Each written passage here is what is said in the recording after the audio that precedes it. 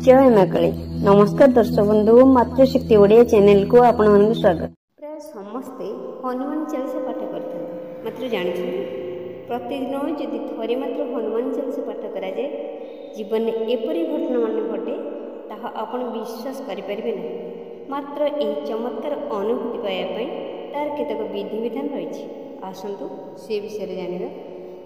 चालीसा पाठ किपरि केबे करिवे, हनुमान चालीसा पाठर विधि विधान किपरि हेबा दरकार, कौन भोग करेंगे, केतथर पाठ करेंगे, आसतु जानिबा।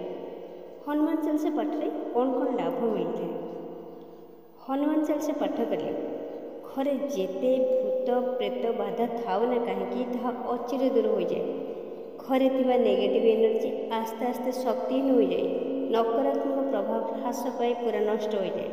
जेतबेले आपन सब रास्ता बंद हो जाए, अर्थात रोजगार एक रकम ठप, कौन से कार्य सफल नहीं, घरे सब अशांति लगी रही, पारिवारिक तिक्तता देखा देउछि, रोग शोक लगी रही, सब रास्ता बंद कर लगुच।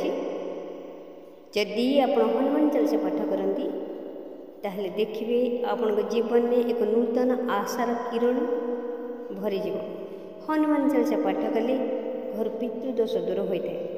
आपण स्वप्न मात्र हनुमान को दर्शन पाइबे, आध्यात्मिक मार्ग आपणकर बढ़ीज।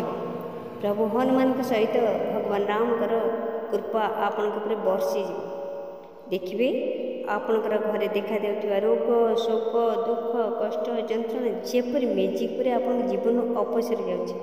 प्रभु हनुमान चालीसा पाठ कला बेले देखिए आपणकर बंद मार्ग यह आध्यात्मिक हो शारीरिक हो कि मानसिक स्तर में सब क्षेत्र में जहाँ असुविधा थाउ ना कहीं अपसरी जा धीरे धीरे जीवन स्वाभाविक हो। जदि हनुमान चालीसा बिना नियम करा जाए तेबे ताहा सेते फलप्रद होई न थाए। जेकोनी साधना कले ताहा सिद्ध हुए ना, अर्थात यह फल दे ना।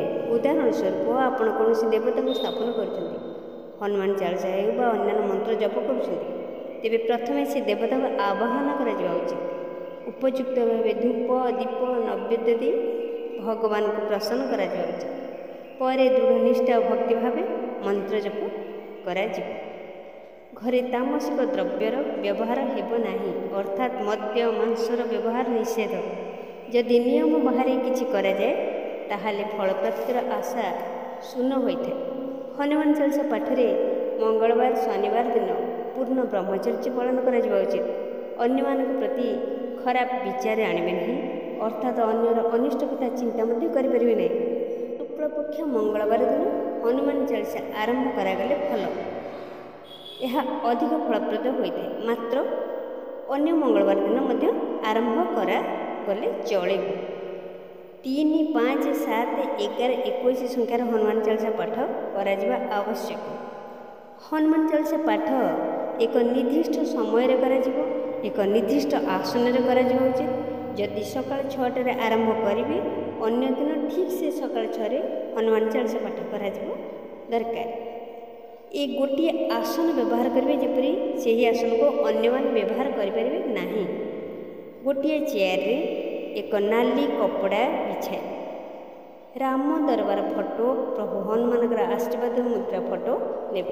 मात्र प्रभु हनुमान लंकाधन फोटो कि राम लक्ष्मण को कांधरे बसाइवा फोटो रखिए नहीं, केवल आशीर्वाद मुद्रा फोटो रखिए।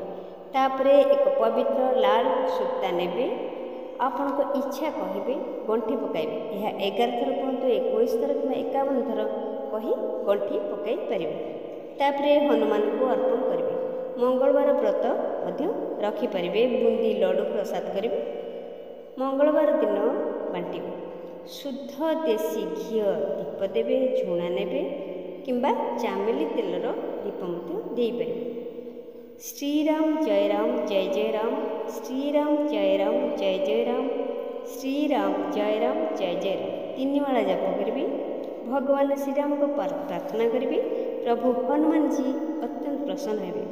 तापरे प्रभु श्रीराम को जणाइबे, हे प्रभु जेपरी तुलसी दास परी आपण प्रसन्न थे सेपरी तुलसी दासर भक्ति थिला, आपण मो भीतर ताहा भरी दिंतु एवं मो उपरे आपण सेहीपरी कृपा करथांतु। आपण मो उपरे प्रसन्न हुअन्तु।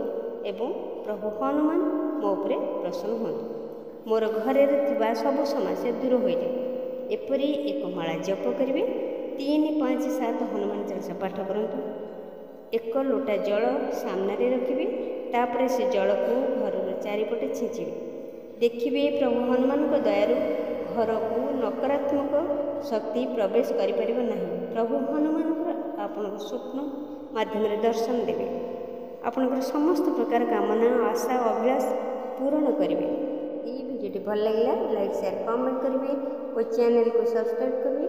ରହୁଛି, ଧନ୍ୟବାଦ।